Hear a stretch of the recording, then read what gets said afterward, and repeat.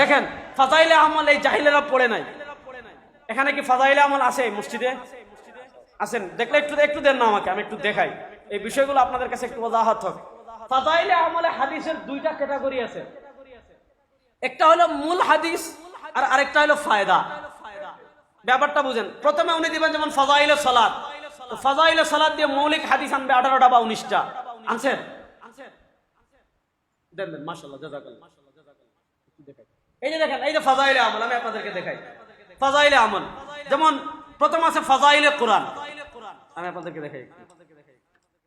দেখেন আমি আপনাদেরকে সহজ করে বলি, দেওবন্দীদের সবচেয়ে বড় অভিযোগ তাদের আমাদের উপর, দেওবন্দীদের যে কিতাব, এটা হলো ফাজাইলে আমল। এটা হলো কি?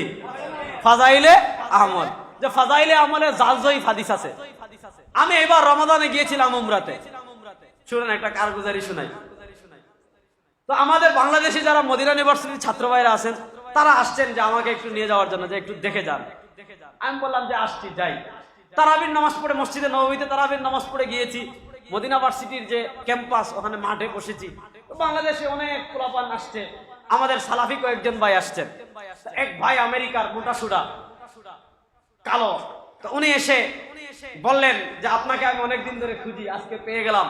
আপনাদের জাকারিয়া সাহেব, থানবী সাহেব, গাঙ্গুই সাহেব। আমি বললাম ভাই রাহিমাহুল্লাহটা বলেন।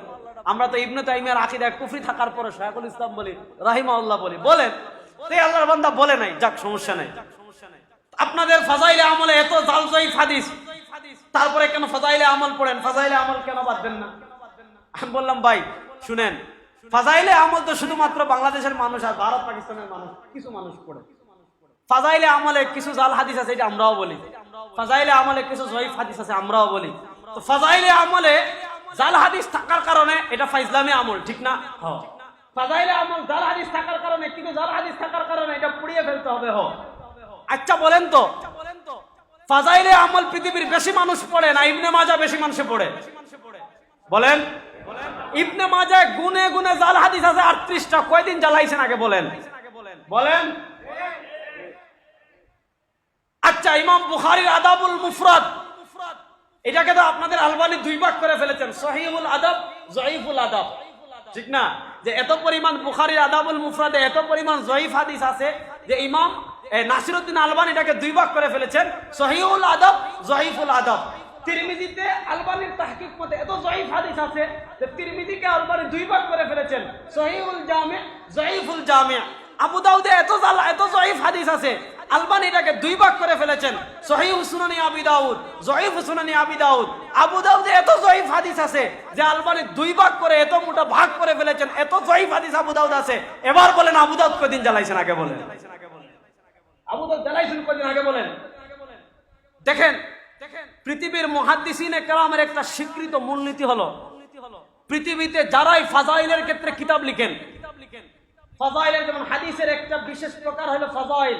ফাজাইলের ক্ষেত্রে ইবনে শাহিন কিতাব লিখেছেন ফাজাইলুল আমাল নামে, ইমাম বাইহাকি রাহিমাহুল্লাহ কিতাব লিখেছেন ফাজাইলুল আওকাত নামে, ইমাম বাইহাকি লিখেছেন শুআবুল ঈমান নামে, ইমাম ইবনে রাজব হাম্বলি লিখেছেন লতাইফুল মাআরিফ নামে, ইমাম বুখারী লিখেছেন আল আদাবুল মুফরাদ নামে। ফাজাইলের ক্ষেত্রে পৃথিবীর যত ইমামগণ কিতাব লিখেছেন, সব ইমামগণ ফাজাইলের ক্ষেত্রে কিছু না কিছু তাসাহুল করেছেন। যারাই ফাজাইলের কিতাব লিখেছেন, ইমাম বুখারী লিখেছেন, ইমাম বাইহাকি লিখেছেন, ইমাম ইবনে শাহিন লিখেছেন, ইমাম আবু নাঈম আসফাহানি লিখেছেন, ইমাম মুনজিরি লিখেছেন, যতজন ইমাম লিখেছেন সবার ফাজাইলে জাল হাদিস আছে, সবার ফাজাইলে জয়ীফ হাদিস আছে। কারো কিতাব জ্বালান না, শুধু শাইখুল হাদিস জাকারিয়া কান্দালাবী রাহিমাহুল্লাহর কিতাব জ্বালাতে চান। আসলে ফাজাইলে আমল নিয়ে আপনাদের এলার্জি না, আপনাদের এলার্জি হলো আরেক জায়গায়। দেখেন ফাজাইলে আমল এই জাহিলেরা পড়ে নাই। এখানে কি ফাজাইলে আমল আছে মসজিদে? আছেন? দেখলে একটু একটু দেন না আমাকে, আমি একটু দেখাই এই বিষয়গুলো আপনাদের কাছে একটু ওয়াজাহাত হবে। ফাজাইলে আমলে হাদিসের দুইটা ক্যাটাগরি আছে, একটা হলো মূল হাদিস আর আরেকটা হলো ফায়দা। ব্যাপারটা বুঝেন। প্রথমে উনি দিবেন যেমন ফাজাইলে সালাত, তো ফাজাইলে সালাত দিয়ে মৌলিক হাদিস আনবে 18টা বা 19টা। আনছেন? দেন দেন, মাশাআল্লাহ, জাযাকাল্লাহ। এই যে দেখেন, এই যে ফাজাইলে আমল, আমি আপনাদেরকে দেখাই ফাজাইলে আমল। যেমন প্রথম আছে ফাজাইলে কোরআন, আমি আপনাদেরকে দেখাই।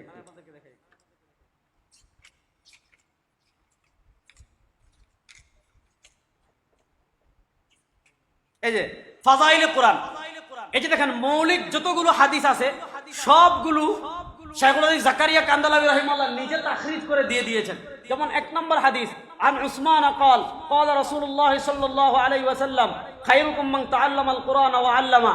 নিচে তিনি আরবিতে তাখরিজ করে দিয়েছেন, রাওয়াহুল বুখারী ওয়া আবু দাউদ ওয়া তিরমিজি ওয়া নাসাই ওয়া ইবনে মাজাহ হাযা ফি الترغيب وعزاه الى مسلم ايضا لكن حكى الحافظ في الفتح عن ابي العلاء ان مسلما سكت عنه।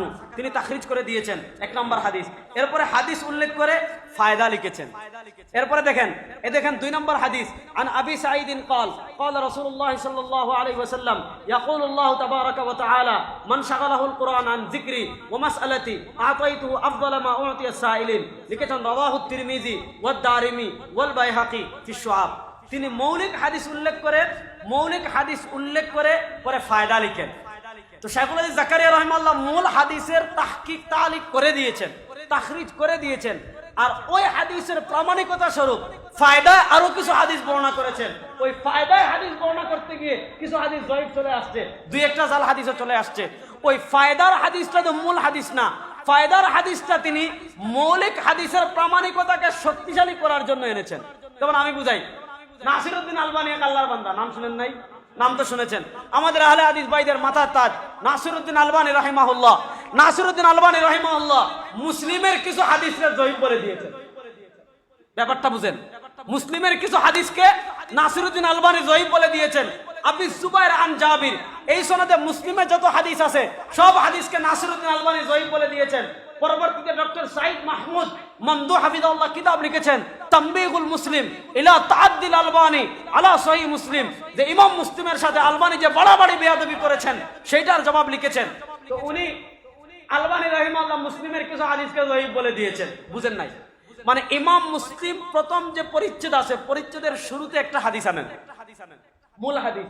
এরপরে আমরা যারা মুসলিম শরীফ পড়েছি দেখা যায় ওই হাদিসের প্রামাণিকতাকে শক্তিশালী করার জন্য কখনো সনদ এনেন, মতন উল্লেখ করেন বা মতন উল্লেখ করেন না, বা মূল হাদিসকে শক্তিশালী করার জন্য 1-2টা হাদিস এমন আনেন যেগুলোর সনদ নিয়ে কিন্তু কিলোকাল থাকতে পারে।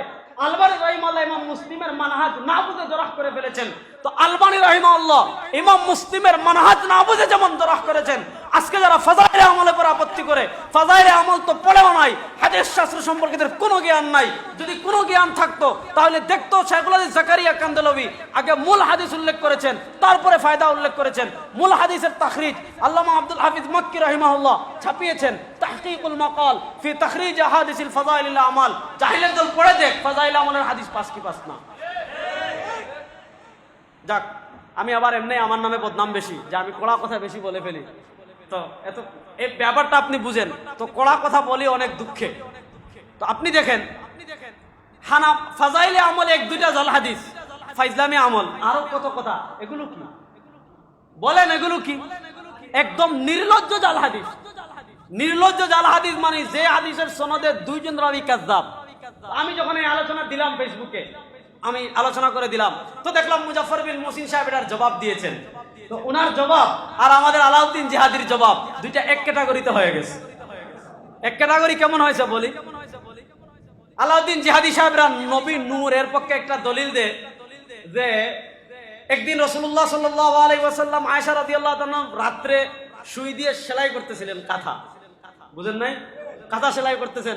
আল্লাহ নবী সাল্লাল্লাহু আলাইহি ওয়াসাল্লাম অন্ধকারে হঠাৎ আয়েশা রাদিয়াল্লাহু তাআলার সুই পড়ে গেছে। আয়েশা রাদিয়াল্লাহু তাআলা সুই পাচ্ছেন না। যখন সুই পাচ্ছেন না তো কি হচ্ছে, রাসূলুল্লাহ সাল্লাল্লাহু আলাইহি ওয়াসাল্লাম যখন ঘরে এসেছেন, রাসূলুল্লাহর নূরে ঘর আলোকিত হয়ে গিয়েছে, আর আয়েশা রাদিয়াল্লাহু তাআলা সুই পেয়ে গিয়েছেন। তো আমি বললাম এই হাদিস জাল। কেন জাল? এই হাদিসের সনদে একজন বর্ণনাকারী আছেন মাসআদাত ইবনে বকর আল ফারগানি। ইমাম যাহাবী মিজানুল ইতিদালে বলেছেন কাযযাবুন, যে উনি মিথ্যুক। আর যদি কোনো হাদিসের সনদে মিথ্যুক রাবী থাকে, অন্তত নুকবাতুল ফিকার যে পড়েছে সেও জানে যে কোনো সনদে, কোনো হাদিসের সনদে যদি কাযযাব রাবী থাকে, এটা কি সহিহ না জাল? আমি যখন এই আলোচনা দিলাম, আলাউদ্দিন জিহাদি সাহেব জবাব দিছে যে তুমি উসুলে হাদিস বেশি বুঝো, পৃথিবীর কোন ইমাম এটাকে জাল বলেছেন দেখান। তো পৃথিবীর কোন ইমাম কোন হাদিসকে জাল বলা লাগে না। সনদে যদি মিথ্যুক রাবী থাকে, কোন ইমাম জাল না বললে ওইটা কি? মৌজুআতের কিতাব কি সব মৌজুআত চলে আসছে। তো আলাউদ্দিন জিয়াদি সাহেব এই জবাব দিল, যখন মুজাফফর বিন মুহসিনের কিতাব খুলে দেখাইলাম যে এই যে আল বাইহাকির আল খিলাফিয়াতে দুইজন রাবী কাযযাব, তখন মুজাফফর বিন মুহসিন সাহেব আমারে বলে, এ রেজাউল করিম আবরার, তুমি উসুলে হাদিস কি জানো? পৃথিবীর কোন ইমাম এটাকে জাল বলেছেন দেখাও। ব্যাপারটা বুঝাইতে পারি নাই? আপনি চিন্তা করেন কোন লেভেলের তারা।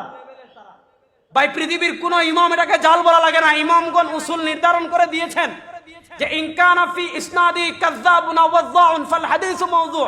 মুকদ্দিমা ইবনে সালাহ খুলো মিয়া, আত-তাকীদ ওয়াল ইদাহ খুলো মিয়া, ফাতহুল মাগিস খুলো মিয়া, তাদরিবুর রাবি খুলো মিয়া, তুমি মুস্তালাহুল হাদিসের যে কোনো কিতাব খুলো, খতিবে বাগদাদির আল কিফায়া খুলো, ইমাম ইবনুল জাওজির কিতাবুল মাওযুআত খুলো, শেখ আব্দুল ফাত্তাহ আবু কুদ্দার লামহাত পড়ো, ইবনে কাইয়িম আল মানারুল মুনিফ মিয়া পড়ে দেখো, কোন হাদিসের সনদে যদি কাযযাব রাবী থাকে, পৃথিবীর কোন ইমাম এটাকে মাওযু বলা লাগে না।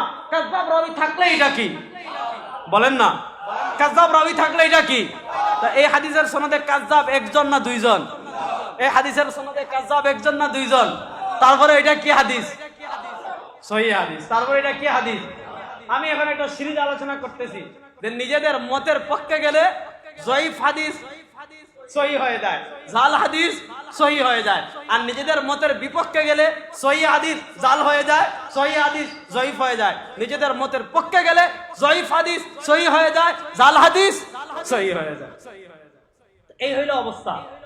এজন্য শুনেন, এদের অপপ্রচারে বিভ্রান্ত হওয়া যাবে না।